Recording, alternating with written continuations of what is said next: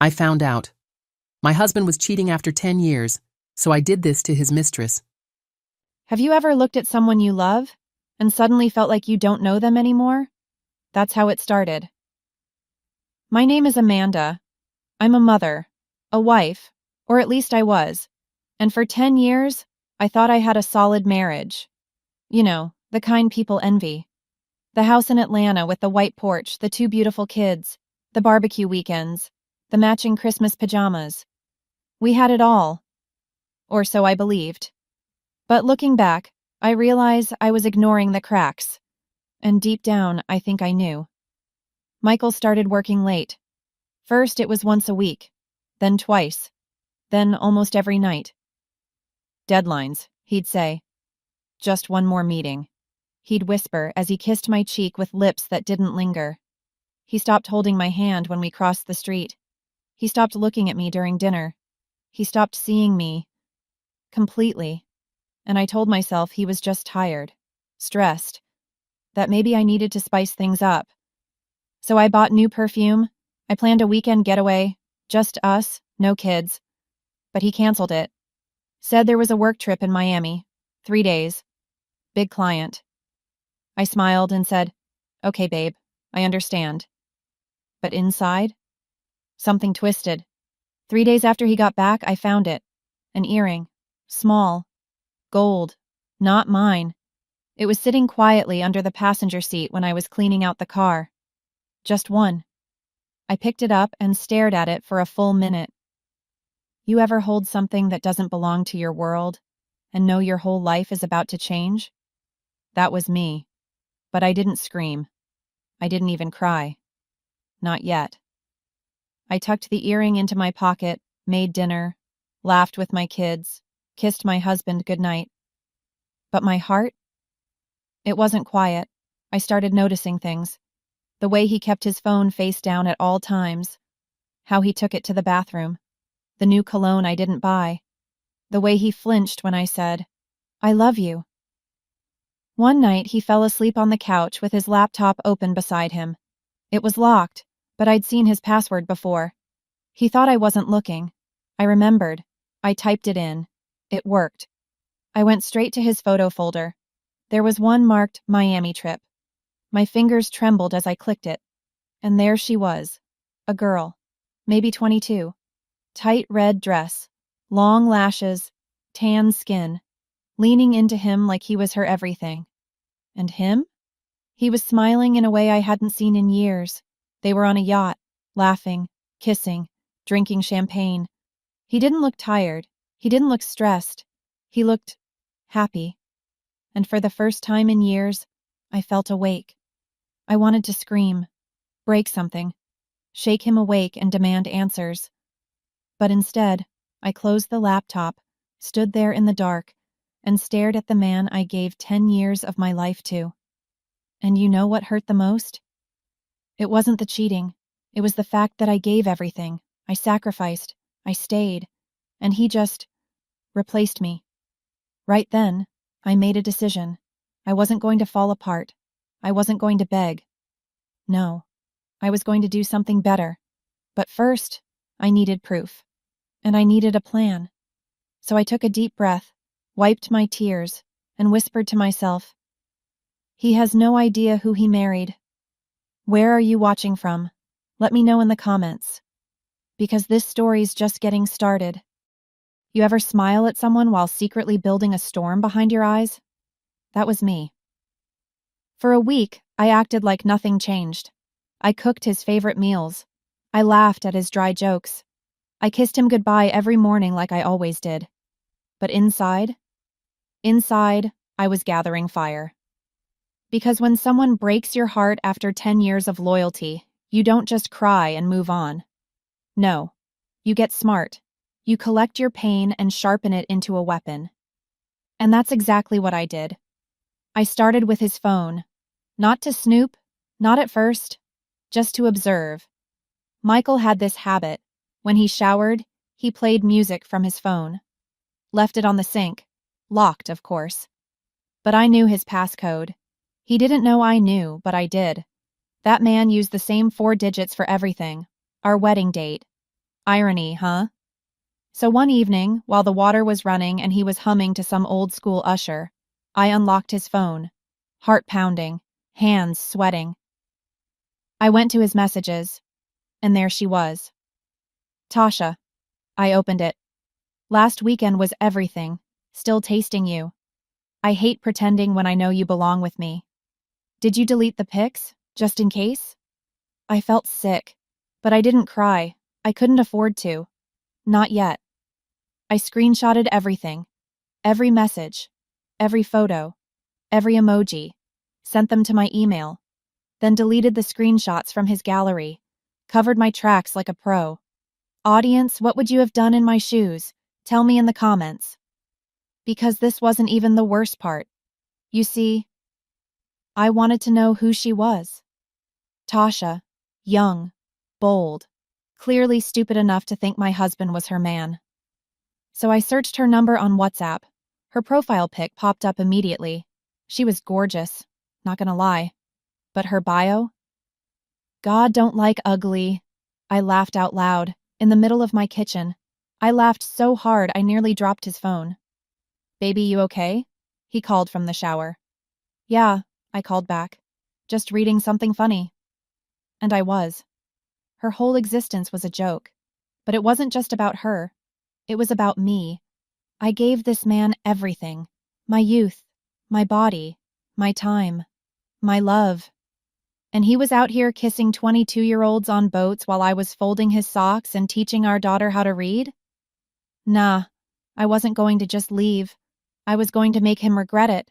So I printed the screenshots, bookmarked the photos, wrote down every time he said he had work trips. And then I called a lawyer. A good one. A woman. I told her everything. She told me 2 things. 1. Don't confront him yet. 2. Collect more. Much more. So I did. I started tracking his lies, setting him up with questions I already knew the answers to, watching him fumble like a boy who couldn't keep his stories straight. And every time he lied, I smiled wider. You know what they say.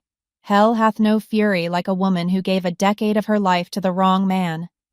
He didn't know what was coming, but I did. You ever walk into a room and feel like time slows down? That's what it felt like when I saw her, Tasha, in real life. Let me back up.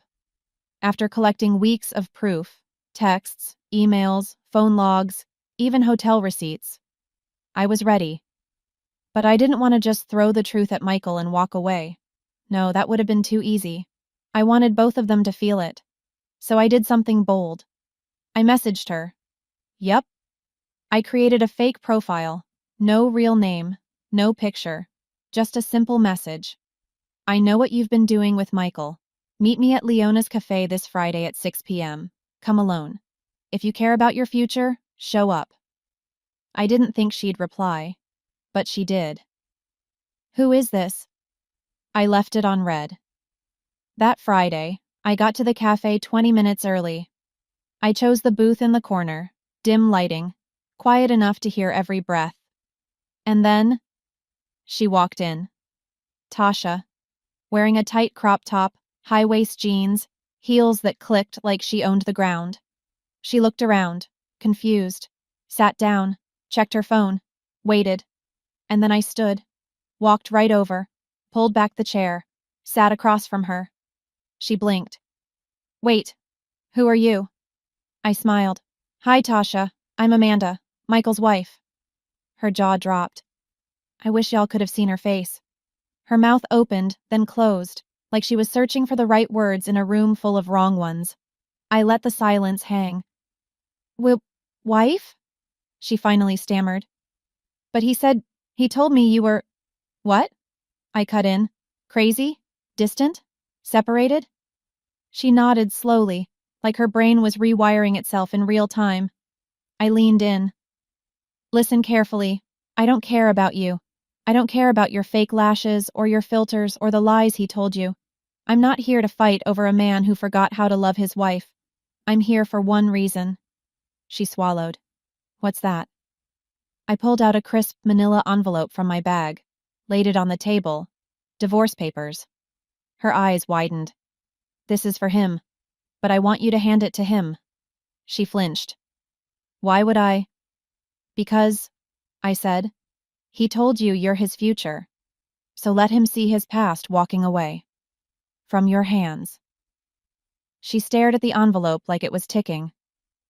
Why are you doing this? She whispered. I sat back, looked her dead in the eye. Because he had the nerve to cheat, and still come home like nothing happened. Because I spent 10 years building a home while he was out building secrets. And because you thought you were winning something, but all you got was my leftovers. Silence. I stood up. I'm done crying, done waiting, done doubting my worth. He can have you, and you can have him. I walked out without waiting for her reply.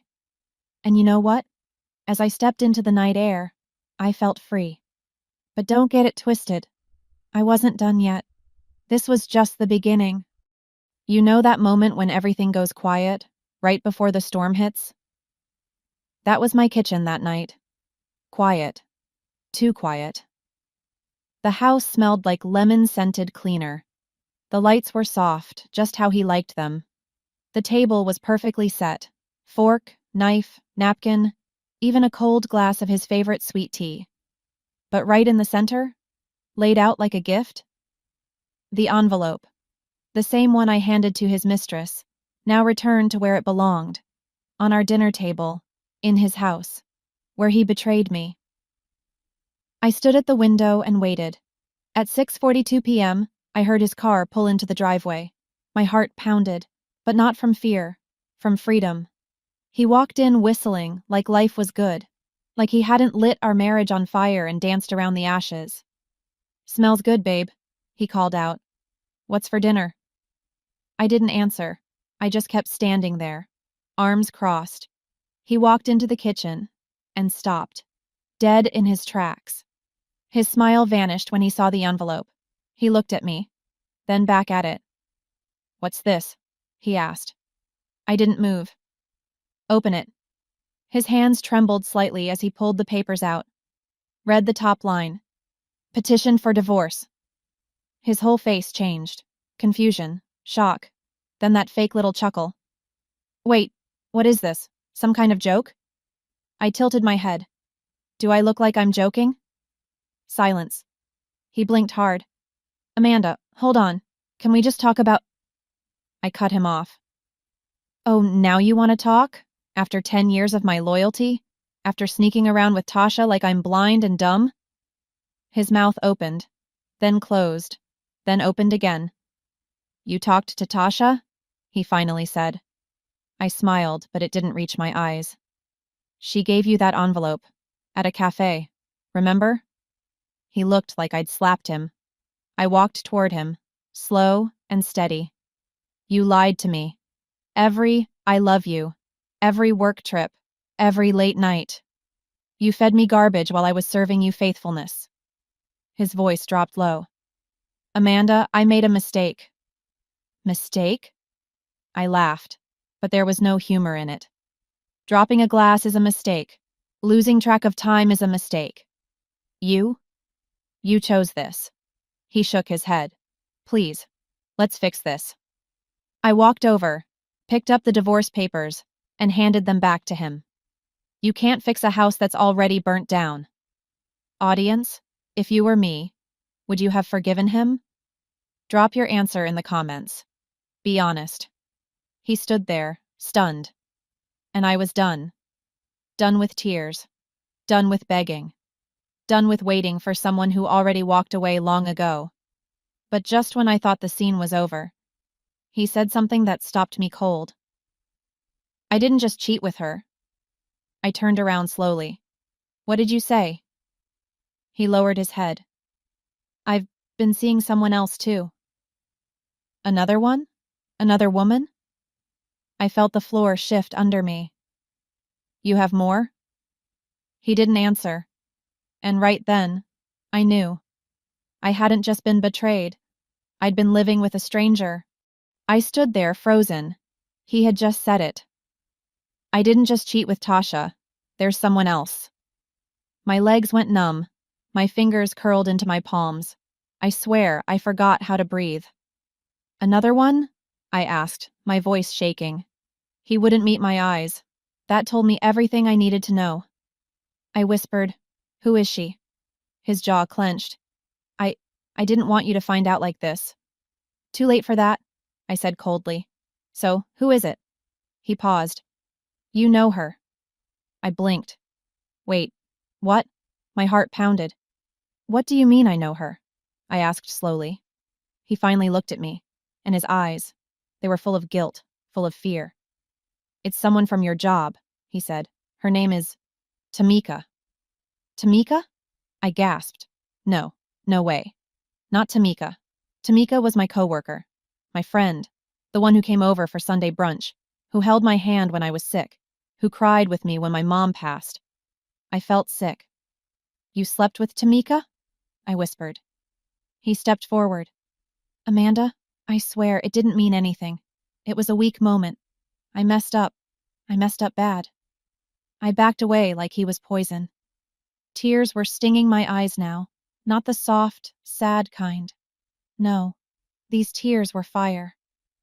"You didn't just cheat on me, Michael," I said, my voice cracking. "You stabbed me in the heart with people I trusted." I wanted to scream, to throw something, but instead I stood tall. "You're disgusting," I whispered. "And you think this is over?" He looked confused. "What do you mean?" I haven't even started. Because what he didn't know was that Tamika had once told me something strange, something that made no sense back then. But now it made everything clear. Let me take you back 3 months. One day, Tamika and I were working late, just the two of us. She was quiet that night, nervous. At one point, she looked at me and said, "Amanda, if a friend hurt you, would you want to know? Or would you rather live happy in the lie?" I remember laughing it off. I said, "Girl, if somebody hurt me, I want the truth. Always." She looked like she was going to say something else, but she didn't. Now I know why. What would you have done if your friend was secretly with your husband? Would you confront her? Let me know in the comments. Because I was about to do something no one saw coming. I picked up my phone, found her name. Tamika, work bestie. I stared at it for a second, then pressed call. She answered on the second ring. "Hey girl," she said, too cheerful. I didn't waste time. "Tamika," I said coldly, "I know everything." Dead silence. Then, click. She hung up. No apology, no denial. She ran. And that's when I knew she was guilty. But what I didn't know yet was that Tamika wasn't just another affair. She was holding something even darker. A truth about Michael that would change everything. Can you guess what secret Tamika is hiding? Drop your prediction in the comments before you hear the final twist. Because in Chapter 6, I find out. And what I uncover? It shook me to my core. It was the morning after Tamika hung up on me. I hadn't slept. I'd stared at the ceiling all night, heart thudding like a drum, eyes wide open, asking myself the same question. What else are they hiding? And then, a memory hit me. 2 months ago, Tamika missed work for a whole week. She told us she had the flu.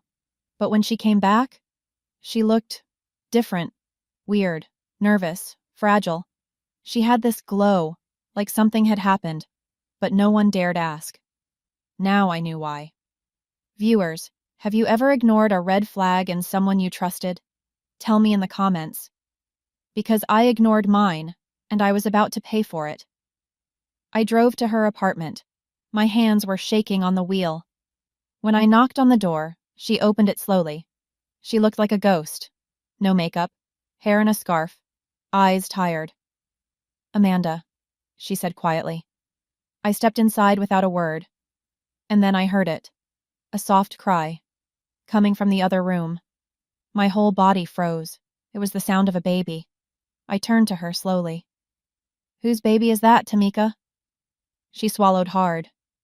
Tears welled up in her eyes. "I didn't want you to find out like this," she whispered. I took a step closer. Is it his? Her silence was the answer. I walked into the room, and there he was, a tiny baby boy, no more than a few weeks old, wrapped in a blue blanket, sleeping peacefully. And on the nightstand, a framed picture of Michael, holding him, smiling, like they were a family. I gasped so hard I nearly fell backward. He didn't just cheat, he made a whole baby, with my best friend. 10 years of marriage, and he was playing house behind my back. You let me cry on your couch while you were pregnant with my husband's child?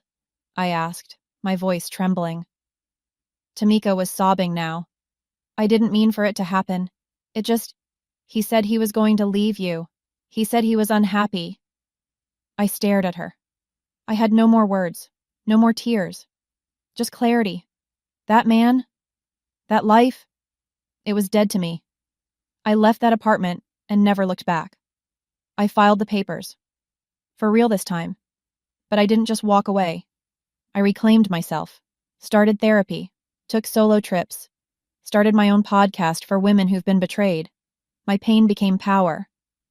People ask me now, Amanda, if you could go back, would you change anything?